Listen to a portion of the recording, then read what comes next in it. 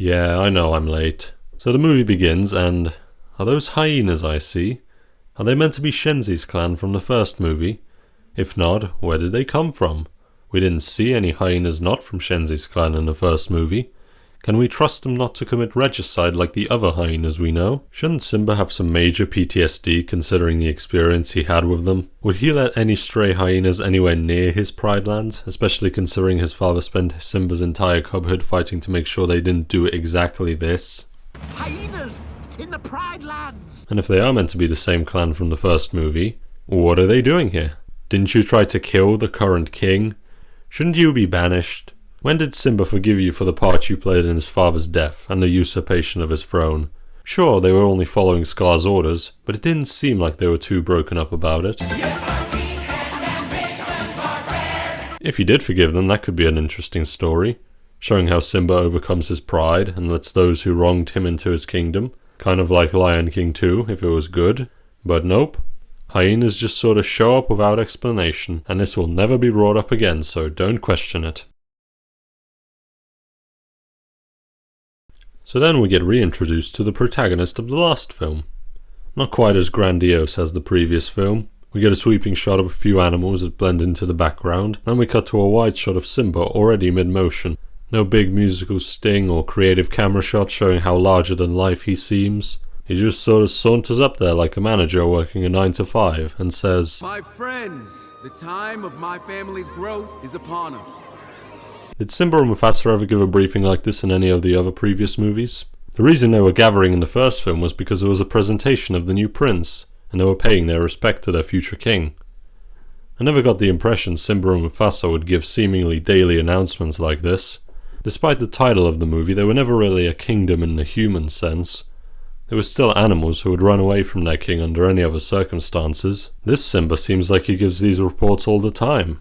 He really is like a manager working a 9 till 5 now. The time of my family's growth is upon us. Hey Simba, you may not want to remind your subjects that your family is growing. That just means they're gonna have to run from you even faster now. This home we share is the fulfillment of my father's vision. Okay, this is a good time to mention the Circle of Life, and how this movie completely misunderstands it. The Circle of Life in the first film was meant to justify, in a way kids could understand, the fact that their heroes are eating these cute innocent creatures. Dad, don't we eat the antelope? Yes, Simba, but let me explain. It's a simple and effective way to explain the complex way predator-prey relationships impact the Earth's ecosystem. For example, when humans hunted the wolves to extinction in Yellowstone National Park because of a misconstrued sense of self-righteous pride, the number of elk in the area skyrocketed due to not having any predators to eat them. This high population led them to overeating and destroying the ecosystem. The reintroduction of wolves in 1995 solved this issue because the wolves could eat the elk, causing their numbers to go down, which allowed nature to return to normal, and the elk to have a steady supply of food again. In fact, we see this same effect at the end of The Lion King, when Scar takes over and starts overhunting, causing the land to suffer. Scar, there is no food. The herds have moved on. No, you're just not looking hard enough. Then when Simba returns in the end, nature returns back to normal. The predators need the prey, but the prey also need the predators. And so, we are all connected in the great circle of life. Sure, this was also allegorical to the classical idea of the land and the king being one, but it wasn't really a doctrine, it was just common sense. This movie, however, seems to view it as some great vision that Mufasa had, which they are now fulfilling as per his wishes. And make even greater the circle of life. What do you mean, Simba? Mufasa didn't invent the circle of life. It wasn't some great vision he had. He wasn't Martin Luther King. It was his way of explaining this complex ecological phenomenon to you, and by extension the audience. It was already happening before him, and your job was to keep it in balance, as it has always been. How exactly do you make the circle greater? Are you going to eat more of them? Are you going to eat less? Either way you would break the circle and upset the balance, so what exactly are you doing to make it greater?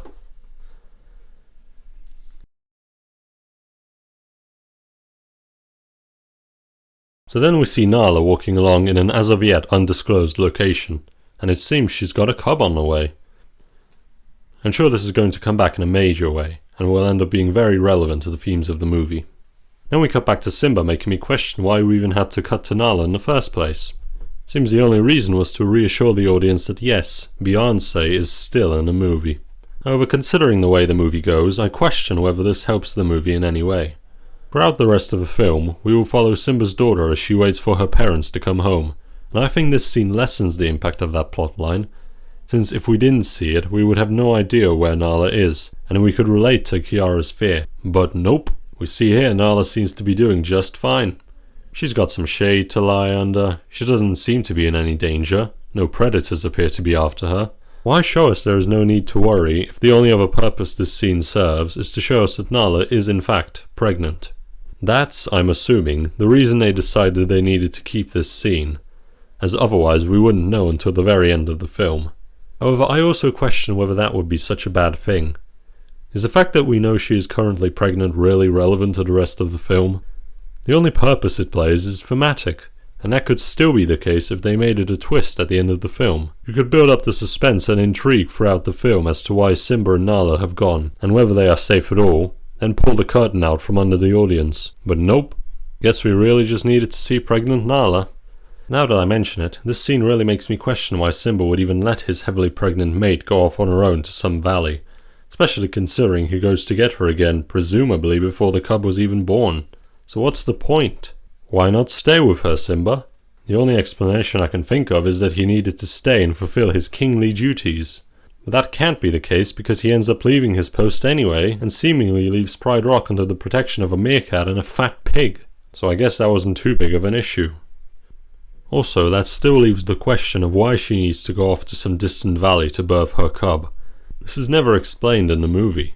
The first film didn't explicitly say Simba wasn't born in some valley and then brought all the way back in time for his presentation, but I think we all assumed that wasn't the case. That cub seems pretty newborn, and I doubt he could walk all the way back to Pride Rock alone, which to be fair their son shouldn't be able to either, so I guess he's just built different.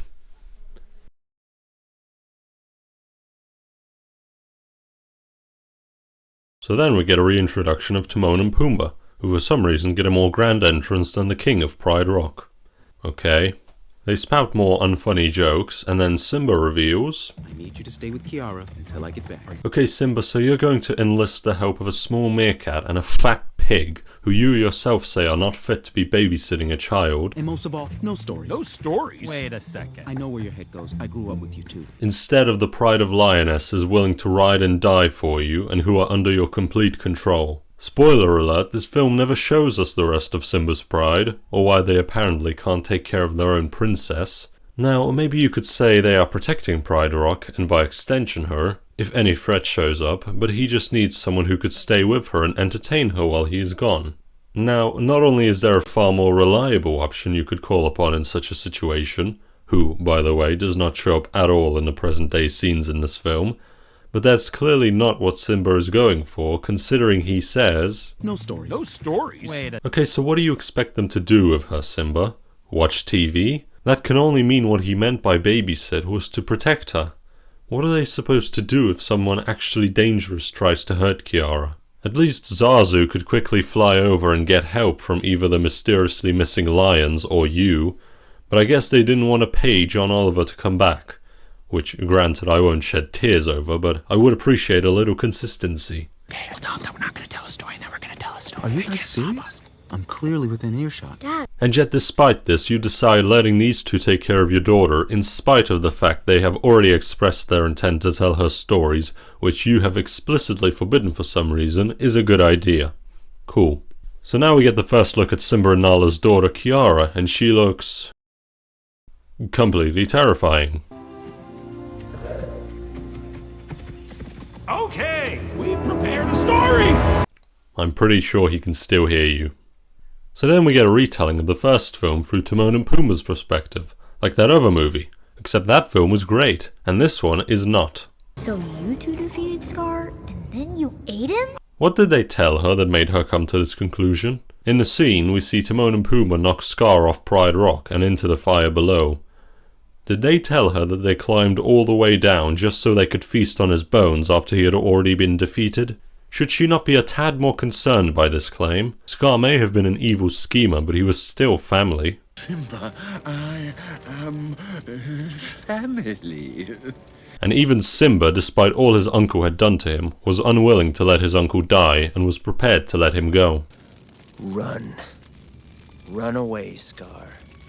And never return. It was only after Scar tried to kill him again that Simba had to defend himself and knock Scar off the cliff, at which point the hyenas finished him off without Simba's involvement. Considering all this, you should think Kiara would seriously question how safe she should feel with these two uncles, especially since they are, from her view, revealing their willingness to eat lions. And yes, I know, this is all a story they made up, and none of this happened. But at this point, she doesn't know that. They are clearly presenting this as fact. My dad told me he defeated Scar. Had she known they were simply making stuff up, she would have said something like, "Oh, uncles, your stories are so weird." This brings me to the bigger problem I have with this scene. Well, okay, but your dad, as we all know, is a pathological liar. Now, considering what I said before, Kiara doesn't know these two are making stuff up, should you really be telling this impressionable young girl that her father is a pathological liar? How would you feel if you got your friends to babysit your kid and they started telling her how much of a scumbag you are behind your back, possibly making her trust you less, depending on how she trusts them, which in this case is clearly a lot. And yes, I know what the defense of this is going to be. This is simply a joke, not meant to be taken seriously. My counter, however, is that it doesn't matter if it's meant to be a joke. If the characters say it, then it is not unreasonable to expect that it should stay in line with the character you established in the movie. This is not an Airplane or Naked Gun movie whose only purpose is to make you laugh in whatever way it can. This is the prequel to the remake of one of the greatest epics of all time. This joke from the first film Ow! Jeez, what was that for? is not only funny on its own, but think about what it tells you about the characters in the scene. Rafiki is goofy and unpredictable, but also wise and experienced. Yes, the past can hurt.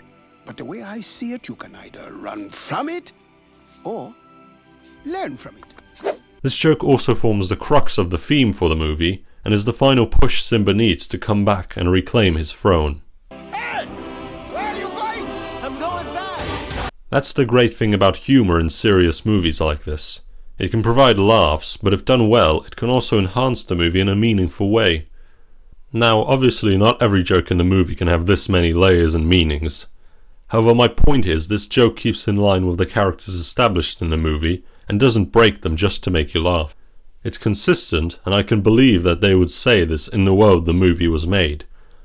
What am I meant to get from this joke? Well, okay, but your dad, as we all know, is a pathological liar. Because the only thing I get is that Timon and Pumbaa are manipulating Kiara into believing Simba is a worse person than he is, which I recall another character was famous for doing in these movies. Again, if this was a parody, then this wouldn't be a problem, but last I checked, it wasn't. What you write matters, and tells the audience a lot without telling them. So please, put more work into making these, so you don't ruin your characters by making cheap jokes. It starts to affect the movie. Anyway, moving on. A thunderclap scares the three of them and they go to hide. It's Ron, the three-legged zebra! Run for your life! Now we find out in just a second that this is just Rafiki. However, keep in mind what I said before. It doesn't matter if it's a joke, you have to analyze it from the point of view of the characters. Kiara clearly sees that this is just Rafiki, so it makes sense that she isn't afraid. However, Timon and Pumbaa, who somehow don't see what she sees despite having the exact same line of sight, have no idea and are convinced that Ron has apparently come back from the dead. So, what do they do in response to this? It's Ron, the three-legged zebra! Run for your life! They try to run, leaving Kiara, who they are supposed to be protecting, at the mercy of whatever is approaching. Yes, I know this is just Rafiki who would never harm Kiara. Kiara clearly knows, judging by her face, and the audience will know in just a second, but the point is, they don't. So just like we did with the original movie, let's analyze what this joke tells us about these characters. Timon and Pumbaa are cowards, who would leave Kiara at first sight of danger. Yeah, thanks for that, film. It's not like these two are meant to be Simba's trusted friends, who stuck with him through thick and thin. Now they're just cravens who turn cloak first chance they get. Thanks. Bang up job you did choosing protectors for your so far one and only daughter. Rest assured, if this had been someone actually dangerous, then your daughter would be dead. By the same logic I used for this scene, Ow! I guess I should infer Simba doesn't really care if his daughter dies, because he's got another cub coming. You see what happens when I give this movie credit and actually try to garner information from what they tell me? I guess I should just turn my brain off and laugh at the funny rat and pig on screen. Cool. So we meet Rafiki for the first time and he tells Kiara, just as they did for you. Your parents have gone to the ceremonial birthing grounds. Okay, once again, I must reiterate, where did this ceremonial birthing ground come from? It was not mentioned at all in the previous films, and Rafiki here says, just as they did for you. Meaning Kiara was also born in this birthing ground. Now, ignoring the fact that this is an obvious retcon, how did Kiara not know about this? We see at the end of the film, Simba and Nala's new cub is already walking around by the time they get back to Pride Rock. This means he is conscious enough to be aware of his surroundings, something that the other cubs in the previous film were not shown to be. So, once again, ignoring this obvious retcon, it is therefore not unreasonable to assume Kiara was also conscious enough to walk around on her own, in which case, why wouldn't she remember this trip? In the first film, it was implied Simba had only just been born, which is why he looks so dazed and confused, like a newborn would be. This film, however, implies that both Simba and Kiara were born at least a 2-hour movie's worth trek away from Pride Rock, and had to get back in time for the presentation. I guess the fact they just aren't moving around and playing just means they were born slow. Thank you, movie, that really adds a lot to the first film. Assuming she does know, it seems weird Simba didn't tell her where they were going. Even assuming she didn't know or remember, I find it strange Simba would just ditch his daughter without explanation. The only reason I can think of why they would write it like this is that Simba wants it to be a surprise. Which is questionable considering you'd think it would be hard for Nala to hide her growing belly from Kiara for 4 months. Did Simba just tell his daughter Nala was packing on the pounds? Unless you expect me to believe Nala has been gone for 4 months, in which case I repeat, why did she have to leave for the birthing grounds? Now yes, as far as I know this is based on real lion behaviour, as female lions will isolate themselves from the pride to birth their cubs. However, 1. You may not want to choose now to bring in the real lion behaviour into this discussion, considering that would in fact mean Simba and Nala are half-siblings, or cousins at least, considering there are only 2 lions in this pride. Some things are just best left unsaid. And 2, real lions do this so they can give birth in a safe place, free from threats. What place is safer than Pride Rock exactly? A literal cave surrounded by lions. And you can't say it's meant to protect against the other lions, since we clearly see they are not as unpredictable as real animals are. They are clearly loyal, loving members of the family, so why would you not prefer to be surrounded by them as you give birth, both for security and moral support? I guess the whole pride just died off screen, or, like Timon and Pumbaa, have been turned into disloyal dogs. Thank you, movie. This story begins far beyond the mountains and the shadows, on the other side of the light. Now this will not be the last time you will hear me say this, as it is a problem that prevails throughout the entire movie. This film's score was composed by David Metzger. However, it should really be attributed to Hans Zimmer. They reuse most of the score from the '94 film, and time after time they show a complete ignorance on why the original scores worked so well. Listen to this scene.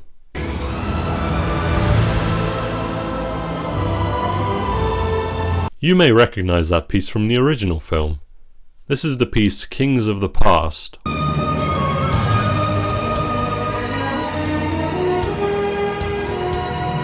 Now, this piece is arguably one of the most beautiful and iconic in the film. It accompanies an emotional goodbye between father and son, though they don't know it yet, and it serves as the second and last scene they really get to connect. And you can see echoes of it in all the other scenes in the film, like when Mufasa dies and Simba mourns his father.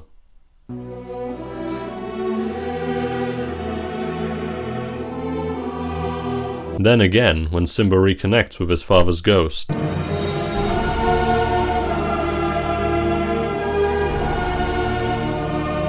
Now, being as generous as I can, let's assume the reason they chose to play this theme was because they thought it was Mufasa's theme.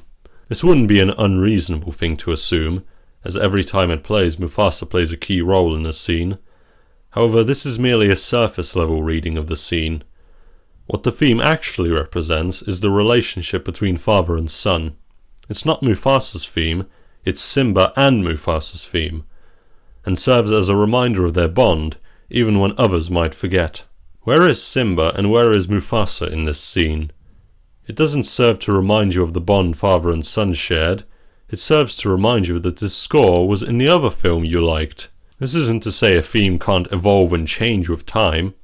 In fact, that is one of the most powerful tools a composer has. When done well, transferring a theme from one character to another can even be used as a payoff.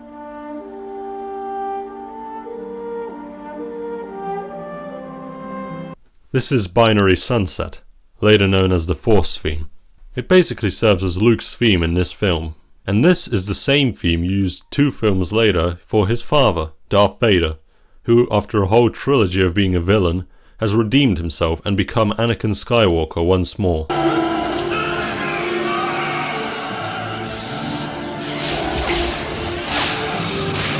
However, this has to be done with purpose and meaning, otherwise you risk degrading the meaning of the track by switching back and forth on what it actually represents. Had this theme played when Simba and Kiara were talking, the scene could have represented the growth of Simba, where once he was the son living up to his father, now he is the father with a young daughter that looks up to him. And just like with the Star Wars example, the film could have passed from Mufasa and Simba to Simba and Kiara. This scene, however, doesn't do that. Simba is nowhere to be found, and while Kiara is here, she is instead talking with Rafiki, Timon and Pumbaa. How is this meaningful? The only reason this song is playing is because, best case scenario, the filmmakers didn't know what they were doing and just inserted this theme in because they thought it was just the Mufasa theme song, without any consideration on how it would affect the meaning of the piece. Or, worst case scenario, they only did it because you recognize it and they wanted to make you remember the way you felt during the original movie. And considering Disney's track record, I believe the latter is far more accurate.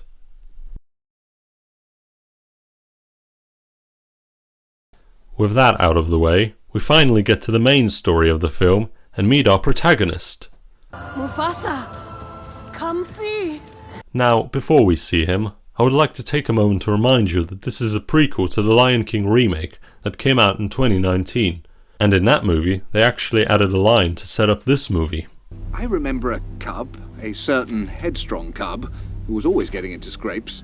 These 2 movies are explicitly meant to take place in the same continuity. With that said, keep in mind what Zazu said here because, as you will soon learn, this line makes no sense whatsoever, and shows they had no plan while making the remake, which to be fair is not hard to believe.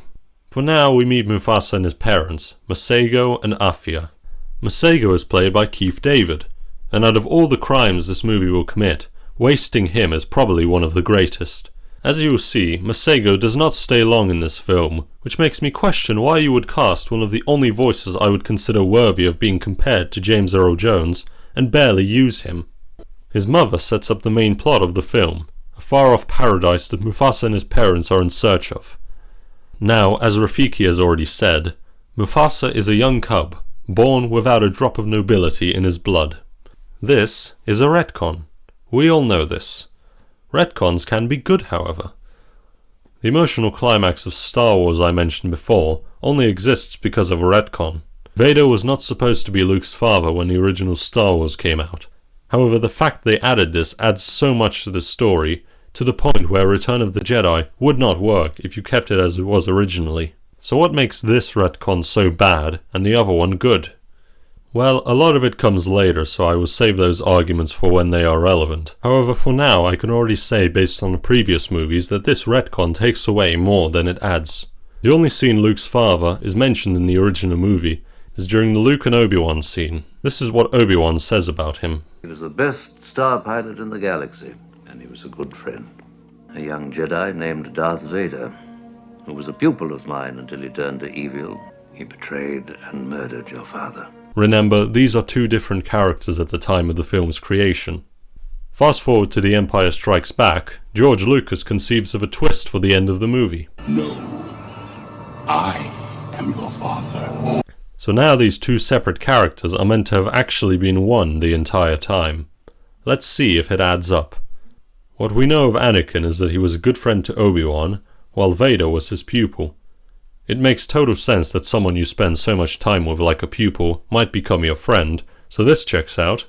Finally, we know Anakin was the best star pilot in the galaxy, according to Obi-Wan. We actually saw Vader pilot a TIE fighter at the end of the last movie, which at the time served its purpose as just being a way to make the main villain pose an actual threat by directly attacking our hero and challenging his established prowess as a star pilot, giving him a chance to prove himself. However, retroactively, this scene means even more as it shows Anakin still has the skills he was famed for and pits father against son in a test of skill. None of the things we learned about Anakin contradict him being Vader, which is what makes the twist so good. It doesn't require you to suspend your disbelief because it intuitively makes sense. The only thing that is arguably pushing it is this line, "He betrayed and murdered your father," which Obi-Wan later justifies by saying, "He ceased to be Anakin Skywalker and became Darth Vader. So what I told you was true, from a certain point of view." This is technically true, however it's not as intuitive as the other points I mentioned, especially since this would have been the main point that would have stopped you putting together that Vader and Anakin are the same, since it was a definitive statement made by a character you trust implicitly. And to hear the only argument he has as to why he said such a blatant lie is based on a technicality worthy of Johnny Cochran is not very satisfying. In the scene's defense though, it is established throughout the series that Obi-Wan, though a great man, is certainly fallible, and this could have very well been an honest mistake he made based on human error. And either way, this one possible plot hole does not outweigh the numerous additions this retcon made to the saga as a whole. Now let's see if the same is true for Mufasa. Let me tell you something that my father told me. This is the only scene we hear about Mufasa's father, and we only really learn one thing and can infer another. Mufasa's father told him that the great kings of the past looked down on them, which he says directly, and we can infer through the reverence he shows he at least respected his father, if not loved him. Now, ignoring that this was clearly meant to be taken as Mufasa's father telling him about his ancestors, and how his family will always watch over them, since technically he never says this directly, only that the great kings watch over him, you could stretch this and say his father was talking about some other kings. Despite not inherently breaking anything, this change already removes much of the meaning that could be taken from this scene. That no matter where you go, those who came before you will always be there for you. Now at best his father is talking about some random ass lion kings that have nothing to do with Mufasa, since, remember, he has not a drop of nobility in his blood, which drains the scene of any meaning it had. Looking past that, however, this change is even worse, since now that we know Mufasa wasn't talking about his ancestors, that raises the question of where his father got this story from. In the original film it was clear Mufasa learned it from his father, so it's not unreasonable to assume his father learned it from his father, and so forth. It is common in life for stories to be passed like that, generation to generation. Where did this random hobo lion hear this? If Mufasa had not a drop of nobility in his blood, that means Masego doesn't either. Where did he hear a story about the great kings of the past? Did he happen to hear it from some passing lions? If so, that is really not as meaningful as a story passed on generation by generation, is it? And why would Masego even tell Mufasa this? Mufasa told Simba this story in response to Simba saying they would be together forever. He was warning Simba in a gentle way that he wouldn't be with Simba forever, but that he would still watch over him even when he's gone, which is super meaningful considering what happens next. Why did Masego feel the need to tell Mufasa this? They seemed to be living a pretty happy life with the promise that it would get even better. Mufasa still seems young. Was it really necessary to burden him with this fact that he was going to die at such a young age? Did he want his son to suffer? Sure, Mufasa told Simba the same thing at an early age, but that was not only in response to something his son told him, but was also said after a very dangerous and traumatic event that almost caused Simba's death. It was not unreasonable for Mufasa to be in a dire mood and be thinking about what would have happened if he had failed to protect his son, resulting in his own death. Grass and sky as far as the eye can see. Will we ever go there? How did you not know where they were going all this time, Mufasa? Does this bloodline not tell their kids anything? You're too fast. I've never beaten you. Nobody has ever beaten you. Mufasa, fastest cub in the world. So this is meant to set up something that happens later in the film, which is fine. I just wish it wasn't done so clumsily. First of all, it's never said in the film, but it's pretty reasonable to infer Mufasa and his parents are rogue lions, either having lost their pride to the villains we meet later, which is never even hinted at, or never had one to begin with. Who exactly did Mufasa race against that makes him say no one has ever beaten him? Who could he have possibly raced that would prove this hypothesis? I suppose if he never raced anyone other than you, then it is technically true that no one has ever beaten him. From a certain point of view. Second of all, this wasn't the first bad line in the movie, however it does foreshadow how ham-fisted the dialogue in the rest of the film is going to be. No subtlety at all. Thank you, movie, for reaching out and directly telling me that Mufasa is in fact the fastest cub in the world. I know it's set up, but setup can be done subtly too, you know. Just look at the first film. So then they find a watering hole that Mufasa decides to play in, which is surrounded by other animals. Now this makes sense. It's established that the land is currently in the middle of a drought, so naturally any animals would be drawn to a source of water. However, I find it less believable that nobody seems to find this situation precarious in the least. Imagine if you are one of these animals, and suddenly 2 lions show up behind you, your greatest predator. Would you not be in the least bit concerned that they might decide to make you into a snack? Masego and Afia seem like they would be competent enough hunters, but with a drought going on, all the food source is probably going to be on the move just like they are.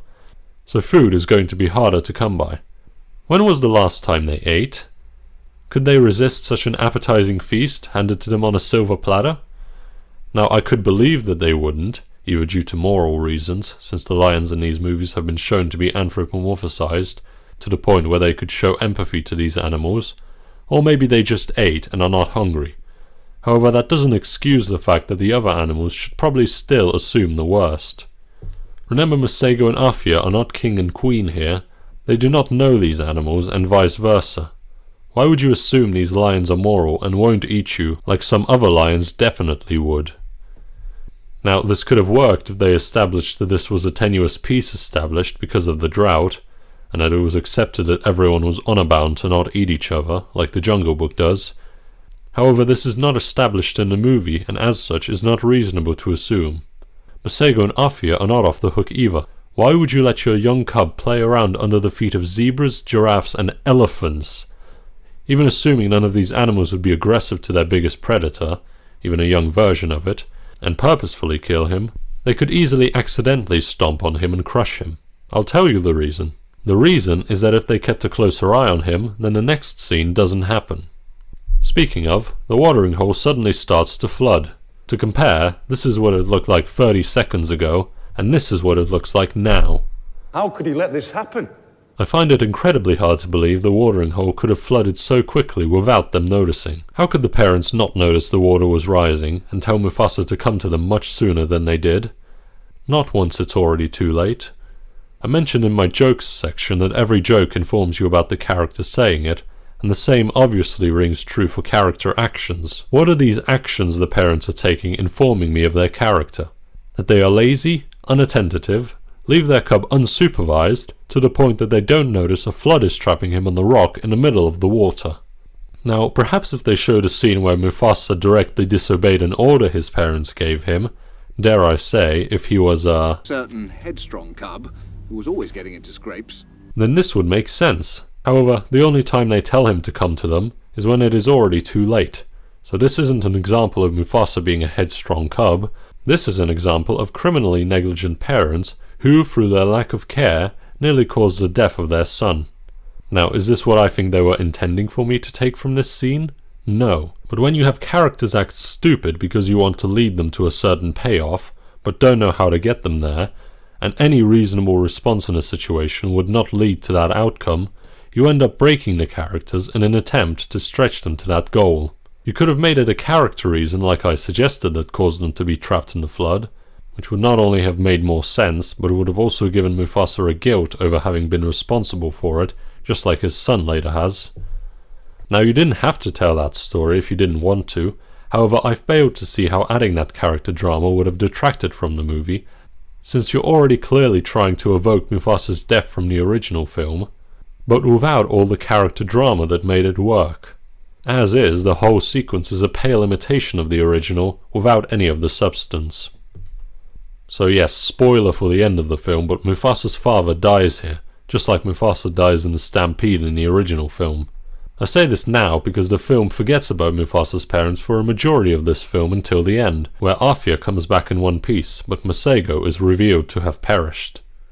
The impact is lessened, however, to the point of non-existence by the fact that there is nearly 2 hours of separation between you learning this and witnessing it firsthand. One of the many reasons Mufasa's death is so tragic is that right after the most intense scene of the movie, where one of the pivotal characters dies, you are then immediately forced to confront that fact by having a scene where Simba sees his father's corpse, and both he and the audience must immediately deal with the repercussions of the previous sequence.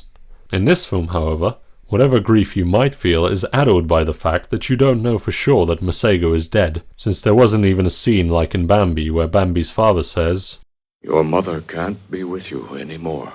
It's also not intuitive to deduce that he's dead, since Mufasa literally falls off the same waterfall and survives. So it's not impossible that, like me, you assume he probably survived and will reunite with Simba at some point to see how much he's grown, only to be hit with, "He lives in you now. He lives in you." Which might have worked in a better movie as a subversion, kind of like No Country for Old Men. However, the impact is gone by the time you get to that point, since you only have a few minutes of movie left, and the main threat has already been defeated. You feel nothing because the movie didn't focus on the search of his father at all, and in fact forgot him and the mother for the most part. So when you hear he's dead at the very end, it feels very anticlimactic. This feeling is enhanced by the fact that Masego is not an interesting character at all. Now, the film was fighting a losing battle from the start when it decided to kill the father off roughly 15 minutes into the movie. Mufasa in the original film dies around 40 minutes into the film, nearly halfway through the movie. However, he is not actually in the film a lot prior to that. He first appears in the Circle of Life opening song, but the only thing we really learn about him there is that he is a strong and respected king who loves his son. Good start, but nowhere near enough to make the audience care if he died. After that, Mufasa actually only has 3 more scenes. In Scar's introduction, he once again shows that he cares for his son. Well, I was first in line, until the little hairball was born. That hairball is my son. Which is good, but once again, isn't much. In fact, watching this scene in isolation might make you think Mufasa is a bit of a jock. Is that a challenge? However, it's his last 2 scenes before the stampede that solidify him as one of people's most tragic deaths in movies. I've already discussed some of the reasons why Under the Stars is one of the greatest scenes in a movie, and one of the best of all time for that matter, and the morning lesson would require its own video to explain why it's so good. But suffice to say, I think I've shown enough thus far to show you why the relationship between Simba and Mufasa is so well done, and why it's then so tragic when it's cut short suddenly. With that said, even if these scenes didn't exist, and we only had the first 2 scenes with no scenes between Simba and his father, his death would still be impactful because of one thing. Help! Somebody! Anybody! Simba's reaction. We have already built Simba up in this movie, and hopefully have grown to care for him, so when his father dies, even with no scenes to make us care for Mufasa himself, thus adding another layer to the tragedy, we would still care because Simba cares, and we care about Simba. We can all at least sympathize with the pain of losing a parent, and to see this character we've grown to care about experience that pain is gut-wrenching, even if we don't know anything about the character who died themselves. Plenty of stories have emotional deaths based around people the audience know barely anything about, because we care about the character losing them. All this to say, even if for whatever reason you couldn't show us Mufasa bonding with his father in the movie like the original did, making us care for Masego's death, it could have still worked if we saw how this affected Simba, but we don't even see that. Mufasa will forget his family in just a few minutes, and not mention them in anything but passing for the rest of the film, until the end when he suddenly learns about his father's death, which he didn't know anything about. Then promptly forgets it again, because this is the end of the movie, and we don't have time to show him grieve. And if Mufasa has no time to grieve his father, then when are we meant to? So something you may have noticed when Mufasa was introduced is that Scar is nowhere to be found. It seems Masego and Afia have only one son, so where is Scar? Well, here he is. Hello, I'm Taka, son of Obussy. What's your name? Where do I start? First of all, Taka, why did you feel the need to mention you are a son of Obussy? This random lion cub who is clearly not from around here, considering you would have recognized him had he been, will have no idea who Obussy is, so the only reason you would have to say this out loud was for the sake of the audience. But we have no idea who Obussy is either, and by the time it becomes relevant, he will be introduced by name either way. So this is not only clunky expositionary dialogue, but also redundant expositionary dialogue. Perhaps they were trying to imitate fantasy movies that use an older form of address to make him seem more royal. I'm Aragorn, son of Aragorn. This is Gimli, son of Gloin. If that is what they were going for, then mission failed, because those movies, like The Lord of the Rings, clearly try to evoke a certain time period, one where proclaiming your family tree out loud was seen as socially acceptable. None of the previous films, nor this one, have ever established that this is something they were trying to evoke. What doesn't help this is Taka's accent. I'm Taka, son of Obussy. Scar in the original film was voiced by Jeremy Irons, and to voice Scar he used his natural British accent. You have no idea. This made him stand out from the rest of the cast, most of whom used their normal American accents, with some exceptions. Rowan Atkinson also speaks with a British accent in the film, Cheech Marin speaks with his Chicano voice, and both Robert Gulame and Madge Sinclair talk with Jamaican accents. Point being, there is no consistent through line as to what accents the actors speak in relation to their characters. An American and Brit can be brothers, a Jamaican and African American can have an all-American child, 3 hyenas from the same pack can have wildly different accents. It doesn't matter. What mattered was getting the best possible people to voice these characters, no matter their skin color. These are animals who, realistically, shouldn't be talking at all, since they don't have the vocal cords for it, but you accept that they can because the film establishes from the beginning that you can understand them for the sake of the movie, which is fine.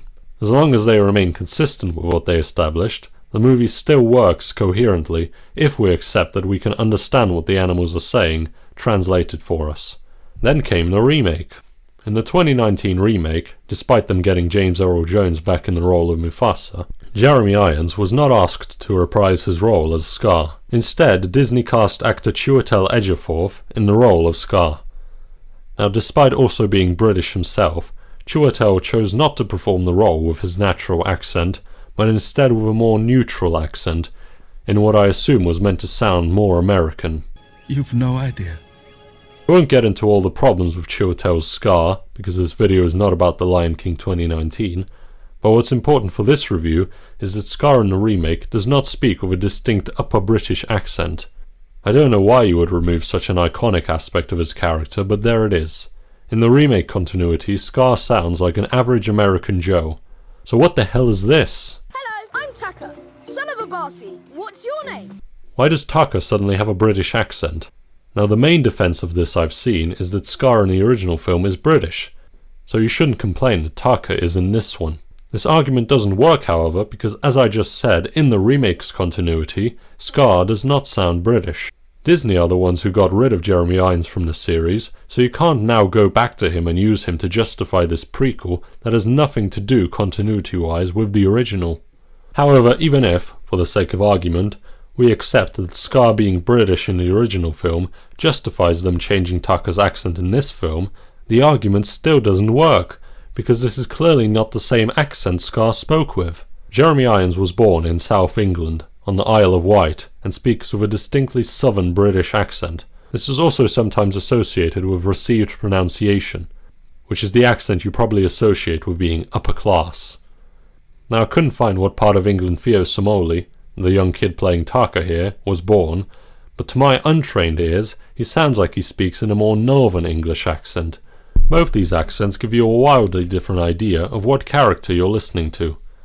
A more southern accent, especially the received pronunciation Jeremy Irons uses, brings to mind royalty and the upper class, while the northern accent invokes the idea of someone from the working class, at least for people who didn't grow up around these accents and absorbed them through movies.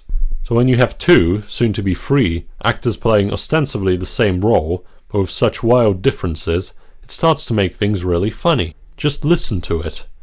You don't need anyone to tell you these two sound different and give you a different idea of who they are, which is bad because according to this film, they are supposed to be the same character. Though as we will soon see, this is questionable at best.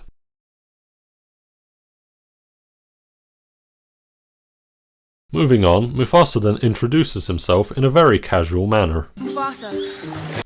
You'd think considering he's stranded on a log in the middle of the river after losing his parents, and this is the first animal he's seen in however long he was carried down that river, and possibly the first lion his age he's ever seen, he would have a more panicked or desperate reaction to seeing possible help. But he reacts as if this was a normal situation to be in. He sounds downright annoyed. Does he somehow know Taka is going to betray him one day? Did he read the script? I have a secret, and I really want to tell you. Okay, we learn in a few seconds that this secret Taka is talking about is that crocodiles are going to eat Mufasa. First of all, how did he see them? The water seems pretty clear to me from here. Did he read the script? It's possible he knows this is the river where crocodiles live, considering this is his home, but that just leads to my next problem. Why does Taka not tell Mufasa immediately that he is in imminent danger? They spend over 10 seconds arguing before Taka happily announces, "You're about to be eaten!" Hey Taka, have you considered that every second you waste not warning Mufasa that he is about to be eaten is a second that Mufasa could very well be eaten? Do you want him to be eaten? That would explain the gleeful reaction he has to telling him, but as we see seconds from now, that is clearly not what the film is trying to tell you. And you might be saying, of course Scar wants to kill Mufasa, haven't you seen the previous movies? But as we will see, this film is right now trying to build a brotherhood between these two characters before the fall. So starting this relationship off with one of the characters showing a criminal disregard for the other's life is not a good way to do that. And if you try to say this is just a joke, I refer you to my previous point earlier in the video. What does this joke tell us about this character? That he's either psychotic or stupid. One of these is accurate to the Scar we see later, but it's clearly not what you are meant to think of this character, and the other I would hope even the writer of this film would be smart enough to avoid.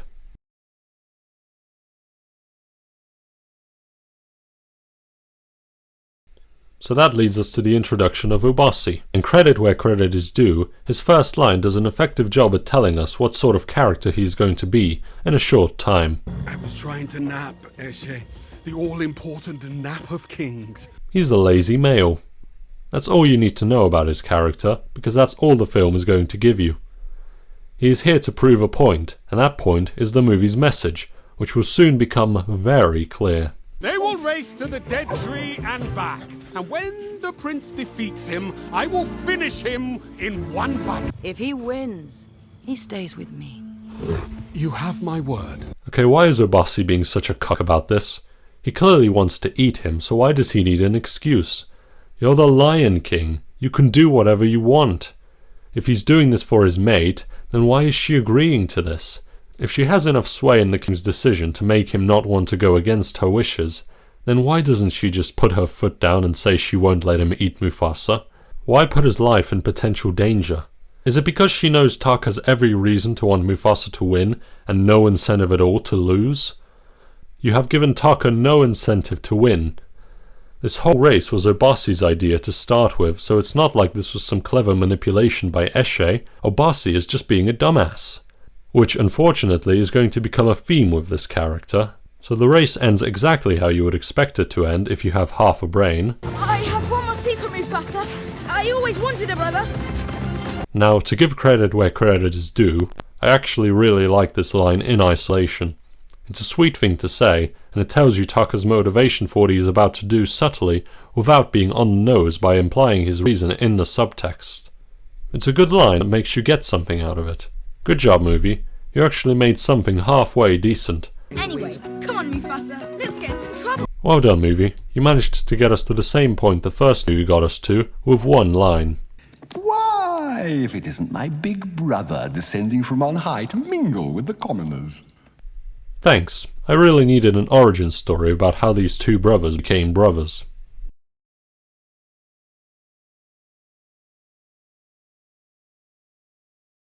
So now, 25 minutes into the film, we get introduced to the adult versions of Mufasa and Taka, who decide to prank these random male lions. which is honestly pretty dangerous. You don't know these rogues who have no pride. They could take offense or attack you for being on their territory, or... Chigaro jumped like 20 feet! Oh, that's a new record! Obussy, they did it again. Your sons are nothing but trouble. Oh, I guess they are in the pride. Okay, I know I said you shouldn't rely on real lion behavior to justify inconsistencies in these movies, but lion prides have only one male. I thought we all knew this after all the Simba was banging his cousin jokes everyone made. In the original film, it made enough sense that Mufasa would let his brother stay in the pride because he was family. It's like letting your drug addict brother crash on your couch while he gets his life together. But I guess according to this movie, Mufasa just really wanted a harem of women by his side at all times, and refused to share them with anyone but his bro. Are we to assume Obussy is gay, and this is his male harem? Either way, while this isn't a direct contradiction to the previous movies, it seems like a needless change that clashes with the originals and blatantly disregards the realism this film is apparently going for. I don't know why they would do this. Well, actually I do, but we'll get to that in a minute. You two will never be brothers. Now go back to the females and stay away from my son. You know, the themes in the original weren't exactly subtle, but ironically enough, they never beat you over the head with them quite like this film does. Just Simba. Ow! I want to go with him. You want to be with the females. You belong with the males. He's sleeping. Again. That is what males do. We protect the pride as we nap. Well, this seems like a good idea to talk about that theme I mentioned. If you haven't picked up on it, Mufasa is raised with the females, while Taka is raised with the males, which is why they needed male lions in this pride. Because males are stupid, lazy, and sleep all day, while females are good, moral, and do everything for the males. So the only reason a male would rise above his inherent uselessness is if he's raised by the equivalent of a single mother. Nice, Disney. Let me tell you something that my father told me. That's all well and good, Mufasa, but why don't you instead tell Simba what your strong independent mother told you, instead of the father who is barely in your life? Sometimes I get a scent. It's barely a trace on the wind. And it smells like home. So Mufasa finally acknowledges the family that he lost for the first time, apart from a passing mention in a song. Not only has this not been mentioned before, but this also doesn't make a whole lot of sense. Did Obussy authorize Eshe to start looking for his parents? I very much doubt he would do so to help Mufasa, considering he hates his guts, but I suppose he could want to find them so he can get Mufasa out of the way. But I also can't imagine he would be willing to spare any of his pride to go looking for lions when they don't even know what they look like. We can keep looking. I lost them, Eshe. So Mufasa decides to abandon finding his family, because I guess it's too much work to keep looking for them. You know, at least Simba had the decency of seeing his body before deciding to abandon his family. Maybe you could say this is him trying to move on, and not prolong the grief by accepting his parents are dead. But this is clearly not the case, as he says, You're wasting your time training me like this. if you're trying to move on and start a new life, why would you say Eshe is wasting her time training you? Don't you want to be part of her pride? What else do you expect to do while you're here? And for that matter, why do you even consider it an option that you could just forget about finding your parents? Obussy hates you, and you know he would never allow you to be a true member of the pride, so it's not like you can stay here forever. Either you find your parents and live with them, or start your own pride, which would require Eshe training you. You don't have a third option here. Well, maybe I like being astray. You know, no rules, no responsibility. Okay, I guess you think you do. He's living with the females and is clearly at least adolescent. Are you telling me he hasn't been out hunting once? He's just been freeloading the food, and Obussy has just allowed this? Well, maybe I like being astray. You know, no rules, no responsibility. This stray is forbidden to be near the shade tree. No rules, no responsibility. Forbidden to be near the shade tree. No rules. Later that day, Eshe was teaching Mufasa how to hunt in pairs. So right after the scene where Mufasa says how cool it is to be a stray, because he has no rules and no responsibility, we have a scene where Eshe teaches him the rules of his responsibility. As Taka was secretly watching, something terrible was hunting them. So Mufasa is able to sense antelopes walking half a day away, but can't sense these two Kimbo wannabes stalking them from a few feet away. Okay, You could say this is because the lions are stalking them and actively trying not to be sensed, but as we will soon see, these two aren't exactly the cream of the crop when it comes to hunters, so I find it hard to believe neither Mufasa the Gifted or Eshe could sense them before it was too late. So the strange lions attack, and Taka tries to save his mother, but then gets hit by an antelope, and for some reason changes his mind and decides to run away. Mufasa takes Eshe back to Obussy, who explains what happened to him and says, "Send a scout and you'll see. They'll be coming for us." This leads us to the introduction of the main villain, who is definitely not Kimba. There was a young lion, Majesty. He fought Shaju. Why did this lion lie to his king? Surely he would want him to know that he didn't just lose to one lion, but two. If anything, if you want him to lie, why didn't he say there were more than there were? What did you see? They're coming this way, Obussy! How do you know that, Shigaru? You left before they started marching, and you couldn't have possibly heard them from so far away. But none as mighty as Kyros, their terrifying king. I guess he did hear them somehow after all. Also, are you making a status report or reading off his Wikipedia entry? They'll arrive with the sunrise. How do you know? How do you know? So Obussy plans to send Taka away and makes Mufasa pledge his loyalty to him to start a new life. Malele. Yes. Forever. My parents spoke of Malele often. My mother told me it was where we were going. Okay, you knew this is where your mother said she would go, and yet in all this time you apparently searched for it off screen. You didn't think to look for this one place she said she would be, especially since it turns out that is exactly where she is. So Mufasa and Eshe say their goodbyes, which makes sense, and is, to the film's credit, effective enough, since Eshe has been characterized better than Masego was, so you at least feel something watching what you can garner is going to be their final moments together. Then to contrast, we get Taka's goodbye. Mother, please forgive me. Okay, so it makes sense that this would be on Taka's mind, since he's clearly ashamed of what he did. But how did this not come up any time before this scene? Taka, come. There's no need, my love. Taka, your moment of courage will come. It also seems weird that she wouldn't have had a longer goodbye with Taka, her actual flesh and blood. She reassures him, sure, but do you really want the final moments you two share together to be based on Taka's most shameful moment? No heartwarming conversation like you had with Mufasa? Jeez, no wonder Taka ends up evil by the end.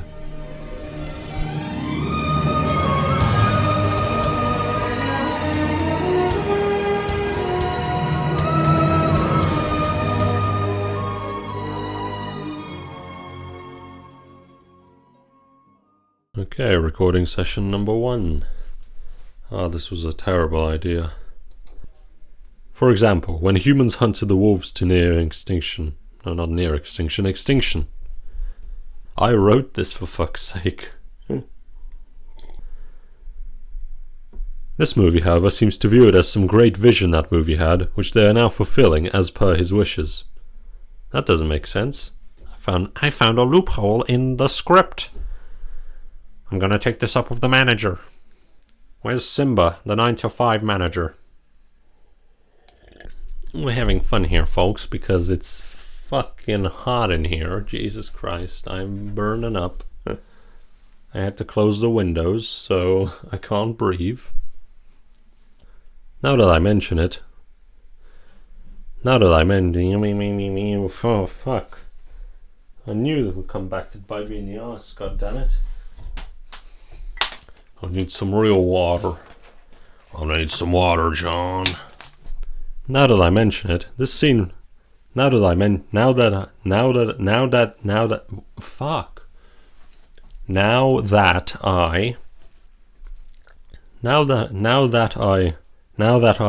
it, this fucking line, this paragraph I set for myself, and if you still think I'm what? And if you still think I'm taking what is... Oh, okay. I can't read my own writing, Jesus. Meaning Kiara was also born in this breeding ground, oh my. We see at the end of the film, Simba Simba and Kiara's new cub, Jesus. Johnny Cochran, this is all your fault. Why do you even consider it an option that you could just forget about finding your parents? Obussy.